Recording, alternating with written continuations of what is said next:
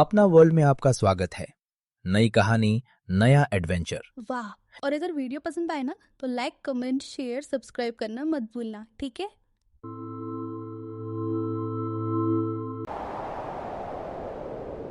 ठंड का मौसम है। चारों ओर हल्की हल्की ठंडक फैली हुई है। ठंडी ठंडी हवा पेड़ों की टहनियों को हिलाती हुई आगे बढ़ रही है। दूर दूर तक सिर्फ कोहरा ही कोहरा दिख रहा है, घना सफेद, बिल्कुल रुई जैसा। ऐसा लग रहा है मानो पूरा कस्बा किसी मुलायम बादल में छिप गया हो। इसी कड़ाके के मौसम में जब ठंड हड्डियों तक चुभ रही थी और चारों ओर कोहरा ही कोहरा फैला था, कस्बे के उस छोटे से घर में सीमा रसोई में खड़ी बच्चों के लिए खाना बना रही थी। चूल्हे की हल्की आंच और मसालों की खुशबू कमरे में फैल रही थी। उधर उसका पति रमेश काम पर जाने की तैयारी कर रहा था। वह रोज की तरह आज भी मजदूरी पर जा रहा था। सुनती हो? मेरा डिब्बा दे दो, मैं जा रहा हूं, वरना देर हो जाएगी और कोई काम भी नहीं मिलेगा। हाँ हाँ, ये लो। कब तक ऐसे काम करते रहोगे? ठंड भी बहुत पड़ रही है। बच्चों के स्कूल के स्वेटर भी लाने हैं। पूरे दिन मेहनत करते हो तब जाकर इतना मिलता है। इतने में तो घर का खर्च भी ठीक से नहीं चल पा रहा है। मैं नया काम ढूंढ रहा हूं, लेकिन मिल नहीं रहा, और सर्दियों की वजह से और भी दिक्कतें आ रही हैं। कब तक मजदूरी करोगे? वहीं 6-7 हजार मिलते हैं और बच्चे भी बड़े हो रहे हैं। आगे खर्चा और बढ़ता ही जा रहा है। तो मैं कौन सा काम करूं? मेरे पास एक विचार है। मैंने कुछ पैसे जोड़कर रखे हैं। क्यों ना हम उनसे अपना कोई छोटा मोटा धंधा शुरू कर ले? लेकिन हम कौन सा धंधा खोलेंगे? अभी तुम जाओ, शाम को बैठकर सोचते हैं। हाँ, आता हूं, शाम को फिर बात करते हैं। रमेश काम पर जाते हुए बाजार से गुजर रहा था। तभी उसने नाश्ते की दुकान पर काफी भीड़ देखी। टिक्की वाला, गोलगप्पे वाला, समोसे वाला, सब अपनी अपनी ठेलियों में व्यस्त थे। यह देखकर रमेश ने सोचा, अरे वाह, इन नाश्ते वालों की तो खूब कमाई हो रही है। सुबह ठेला लगाओ और शाम तक सारा सामान बिक जाता है। क्यों ना मैं भी ऐसा ही कोई काम शुरू कर दूं। यह सोचकर वह आगे चल पड़ा। सीमा भी पूरे दिन यूं ही विचारों में खोई रही, कुछ न कुछ सोचती ही रही। रात में जब रमेश घर पहुंचा तो उसने देखा कि रसोई में घी की खुशबू फैल रही है। सीमा गर्मा गर्म आलू के पराठे सेक रही थी। अरे वाह, गर्मा गर्म आलू के पराठे देखकर तो सच में दिल खुश हो गया। दिन भर की थकान जैसे हवा हो गई हो। सर्दियों में आलू के पराठों का मजा ही कुछ और होता है। हाँ, आज बच्चे भी जिद कर रहे थे तो मैंने सोचा चलो बना ही लेती हूँ। आप तब तक हाथ मुंह धो लो, मैं थाली लगाती हूँ। लो जी, ये लो। बहुत ही स्वादिष्ट था, मजा आ गया। आज नाश्ता वालों को देखा तो उनकी तो खूब कमाई हो रही है।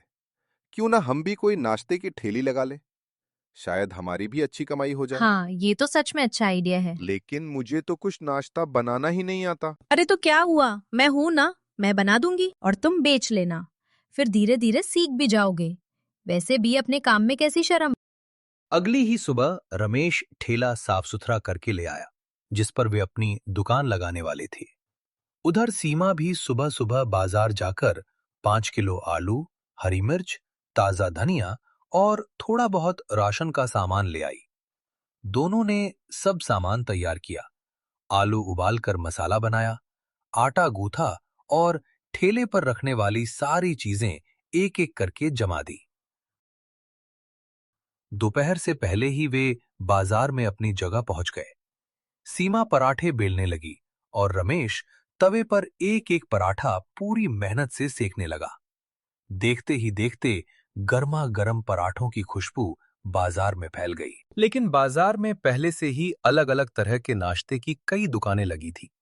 किसी पर कचौड़ी वाले के ग्राहक जमा थे, कहीं जलेबी वाले की भीड़ थी, तो कहीं समोसे की खुशबू लोगों को खींच रही थी। सबके अपने अपने पक्के ग्राहक थे जो रोज वहीं खाने आते थे। रमेश और सीमा का ठेला बिल्कुल नया था। उन्होंने पूरी मेहनत से गर्मा गर्म पराठे बनाए। खुशबू भी चारों तरफ फैली, पर लोगों की नजर उन पर ज्यादा नहीं पड़ी। हर इंसान अपनी अपनी पुरानी पसंद की दुकान की तरफ ही जा रहा था। कुछ देर तक उन्होंने उम्मीद की कि शायद कोई रुककर चख ले, पर शाम तक एक भी पराठा नहीं बिका। सीमा की आंखों में हल्की सी उदासी थी और रमेश भी चुपचाप तवा साफ कर रहा था। आखिर दोनों ने मन भारी करके अपना ठेला समेटा और घर आ गए।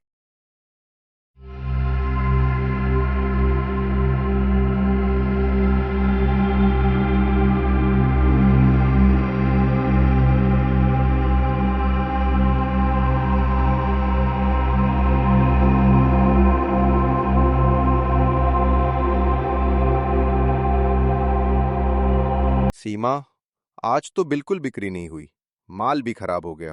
हाँ, पर कोई बात नहीं, नए नए धंधे में ऐसा होता रहता है। हम कल फिर से दुकान लगाएंगे और आप देखना, कल हमारी थोड़ी बहुत बिक्री हो ही जाएगी। कड़कती ठंड में सीमा बच्चों को स्कूल के लिए तैयार कर रही थी और तब तक रमेश थोड़ी सैर करने के लिए बाहर निकल गया। चारों तरफ घना कोहरा था, ठंडी ठंडी हवा चल रही थी और पूरा माहौल एकदम शांत। आगे रास्ते में जमीन पर पानी जमा हुआ था, लेकिन कोहरे की वजह से रमेश को वो दिखाई नहीं दिया। जैसे ही उसने वहां कदम रखा, उसका पैर फिसल गया और एक जोर की आवाज के साथ वो पीठ के बल गिर पड़ा। गिरने के कारण उसकी कमर में तेज झटका लगा और डॉक्टर ने जांच करने के बाद कहा, कुछ दिन तक वजन उठाने की सख्त मनाही है, पूरा आराम करना होगा, तभी तुम जल्दी ठीक होगे।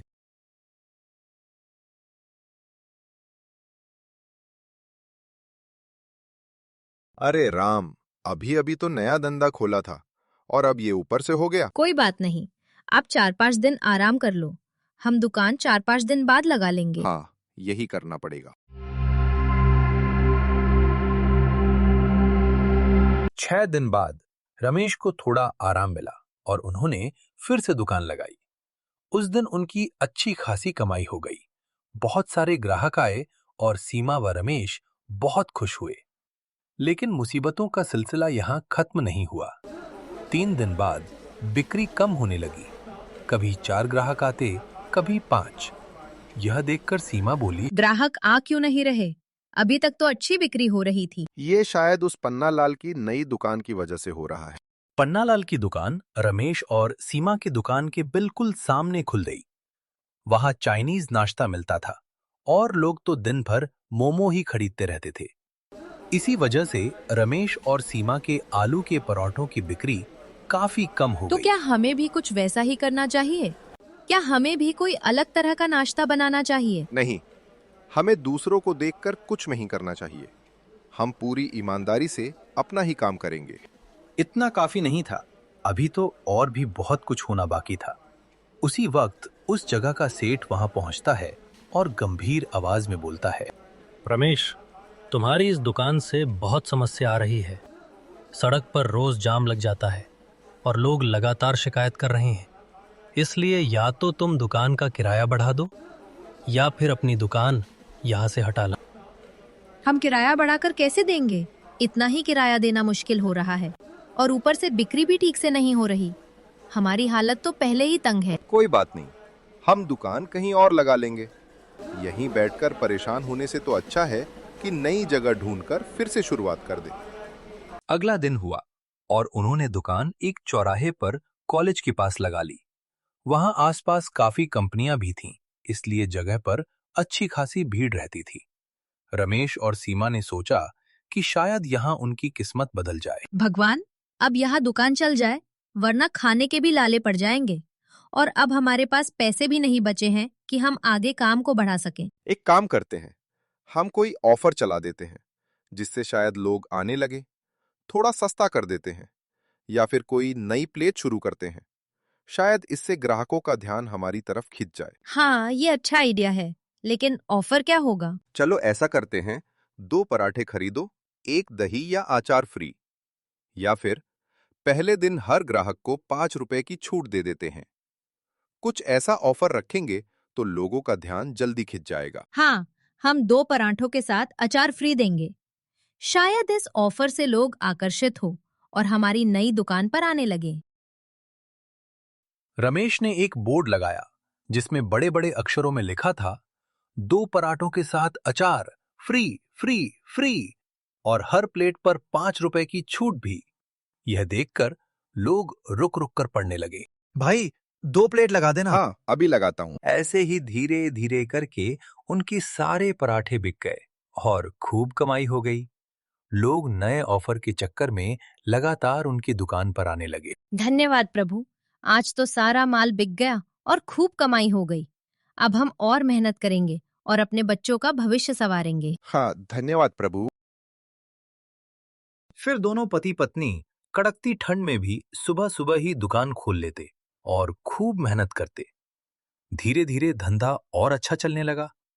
अब घर की परिस्थितियां भी ठीक हो गईं। वे अच्छे कपड़े पहनने लगे, अच्छा खाने लगे और बच्चे भी अच्छे स्कूल में पढ़ने लगे। इस तरह वे एक खुशहाल जिंदगी जीने लगे।